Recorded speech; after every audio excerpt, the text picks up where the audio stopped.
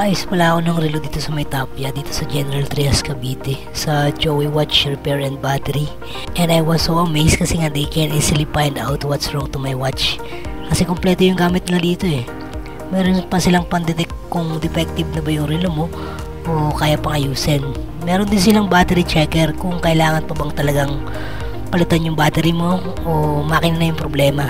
Meron din silang ginagamit para malaman kung malakas na ba yung battery kumain, yung relo mo madumi na rin, at kung stock up na yung relo mo, maaari pa itong maayos kasi meron silang ginagamit para ito ay gumana pa.